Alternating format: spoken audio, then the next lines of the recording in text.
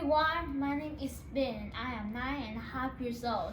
Today I am going to talk about annelids, world of worms. So, let's imagine that you're digging in a garden and kind of like looking for a treasure chest.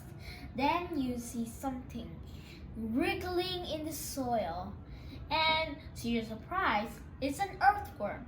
Many people think that earthworms are such a nuisance, that means they're not important, but that's not true. They are very important for life on earth and for plants. Because without earthworms, the plants will die, and without the plants, there's no oxygen for us to breathe. So one kind of worms are called earthworms. They live in the soil, in the earth, so that's why they're called earthworms. The earthworms are in a group called annelids. In annelids, they also have bristleworms and leeches too. The one thing that makes worms one of the group annelids because they have long and flexible bodies, right? Worms also do have that, and they are invertebrates, which means they don't have any backbones. Insects don't have any backbones. And they have no arms, no legs, nothing. They have nothing, just only a long body with a mouth, and they just gobbles up anything, decomposing plants and animals. They live in many places in the world. They live on land and water, and even in ice. Most of all the worms in annelids, they live in the soil. They usually make their homes in soil, and they dig tunnels. Their homes are in the tunnels, so they dig tunnels deep down into the soil. And also some of them live in rainforests and places with lots of muck, something very lots of mud and kind of like very soft soil, like we just put water in it and makes it very soft. Well, usually animals, people, they usually breathe through their noses, right? Well, earthworms breathe right through their skin. Well, that's amazing. They have a slippery kind of substance called mucus. The mucus is something like a saliva that helps the worm glide easily through the soil, not having a hard time gliding. Earthworms have very tiny bristles on each segment. So here's the worm, right?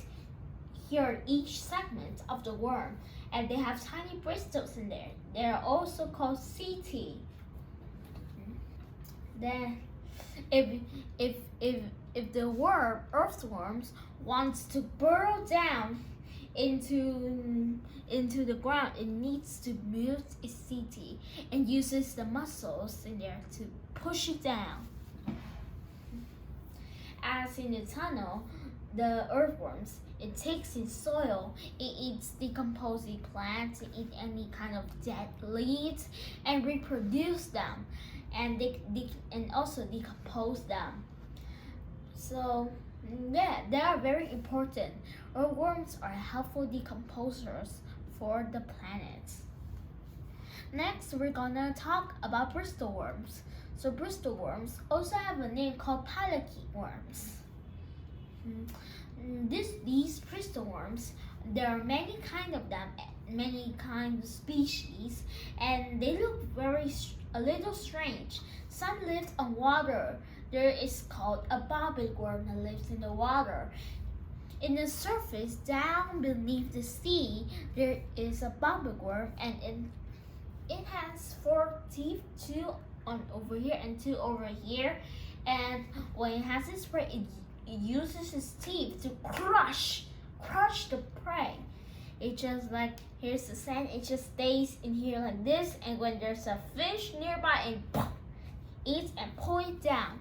Usually, when I saw in the videos, bobbed worms usually eat their eat their meal underneath, under the ground. It may look, oh, it looks pretty small to you, but under the ground, it's very huge and large. There's a worm that lives in ice. It's called a Pompeii worm.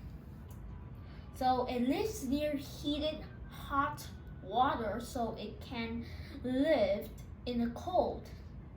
It's a clam worm, kind of like this worm to me. It looks like a centipede, but a little bigger than,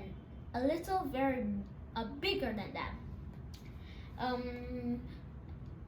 Not like the centipede. This worm lives under the water. It lives in shallow, warm water. Well, as like the centipede, it has kind of like parapodia, some little thingies sticking outside, and use it to move. Helps it move, and usually eat algae or other invertebrates with strong jaws. Next, there is a worm that lives in the sand, in the kind of like in the beach where you live, where people usually go, and it is called a lugworm. A lugworm there are many colors, and they're very smooth and slippery. It's like and also very soft too. It lives in the sand and lives in tunnels down the holes there. And also it can burrow using the cetae and the muscle. While it is burrowing down into the sand, it also see tiny organisms there. So organisms are another word for living things. So small living things, small organisms or bacteria there, it ate it. So, and as it eats, it keep burrowing. There's another worm that's a little familiar to the Pompeii worm. It's the Christmas tree worm. So it lives under the coral. Usually, when I saw it in the picture yesterday. It kind of live near a Christmas tree, so that's why it's called the Christmas tree worm. And they also live under beautiful coral reefs too. Next part, we're gonna talk about leeches. So have you ever known anything about leech? The way they moved and the body parts, they are very different from worms, but also in the group of annelids. They have a very dark color, and leeches have in the front of them, they have kind of like an open mouth. Some leeches have teeth, sharp teeth in them. They use to crush their prey or suck blood from it. The worms, they move like this or burrow underground.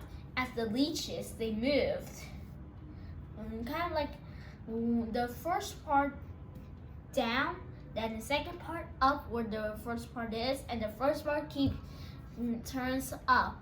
Like it continues like that. That's how to walk. So using a short teeth, it uses to suck blood, and well, it maybe looks so terrifying, but people have been using leeches for medicine for a very long time. After surgeries, sometimes leeches remove some blood after reattach from the surgeries. So reattached from the surgeries, they move some extra blood. People don't need the blood, so the leeches use the leeches to suck up. That is an example. So earthworms, bristleworms, leeches, and many other kinds of worms, they